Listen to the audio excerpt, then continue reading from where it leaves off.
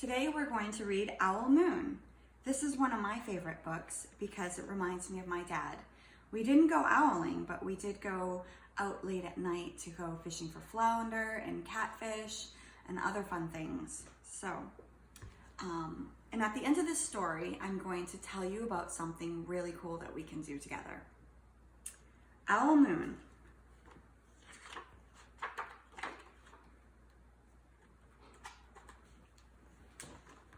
It was late one night, long past my bedtime, when Pa and I went owling. There was no wind, the trees stood still as giant statues, and the moon was so bright the sky seemed to shine. Somewhere behind us a train whistle blew, long and low, like a sad, sad song. I could hear it through the woolen cap Pa had pulled down over my ears. A farm dog answered the train, and then a second dog joined in. They sang out, trains and dogs, for a real long time, and when their voices faded away, it was as quiet as a dream. We walked on towards the woods, Pa and I. Our feet crunched over the crisp snow, and little gray footprints followed us. Pa made a long shadow, but mine was short and round. I had to run after him every now and then to keep up, and my short, round shadow bumped after me. But I never called out. If you go owling, you have to be quiet. That's what Pa always says. I had been waiting to go owling with Pa for a long, long time. We reached the line of pine trees, black and pointy against the sky, and Pa held up his hand. I stopped right where I was and waited. He looked up, as if searching the stars, as if reading a map up there. The moon made his face into a silver mask, and he called, "Hoo, hoo, hoo, hoo, hoo," the sound of a great horned owl. Hoo, hoo, hoo, hoo, hoo. Again he called out, and then again. After each call he was silent, and for a moment we both listened. But there was no answer. Pa shrugged and I shrugged. I was not disappointed.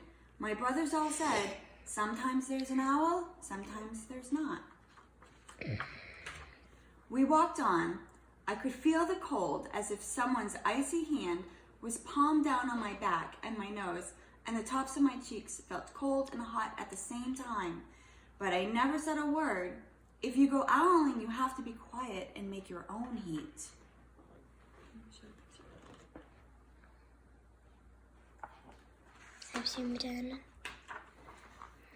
We went into the woods. The shadows were the blackest things I'd ever seen. They stained the white snow. My mouth felt furry, for the scarf over it was wet and warm. I didn't ask what kinds of things hide behind black trees in the middle of the night. When you go owling, you have to be brave. Then we came to a clearing in the dark woods. The moon was high above us. It seemed to fit exactly over the center of the clearing, and the snow below it was whiter than the milk in a cereal bowl. I sighed, and Pa held up his hands at the sound. I put my mittens over the scarf, over my mouth, and listened hard. And then Pa called, "Hoo, hoo, hoo, hoo, hoo, hoo, hoo, hoo." I listened and looked so hard my ears hurt and my eyes got cloudy with the cold. Pa raised his face to call out again, but before he could open his mouth, an echo came threading its way through the trees. Hoo, hoo, hoo, hoo. Pa almost smiled. Then he called back, "Hoo, hoo, hoo, hoo," just as if he and the owl were talking about supper, or about the woods, or the moon, or the cold. I took my mitten off the scarf off my mouth, and I almost smiled too. The owl's call came closer from high up in the trees on the edge of the meadow. Nothing in the meadow moved.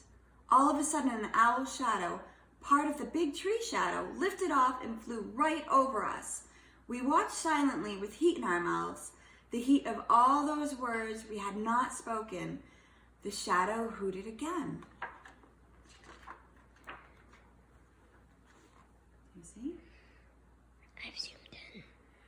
Pa turned on his big flashlight and caught the owl just as it was landing on a branch.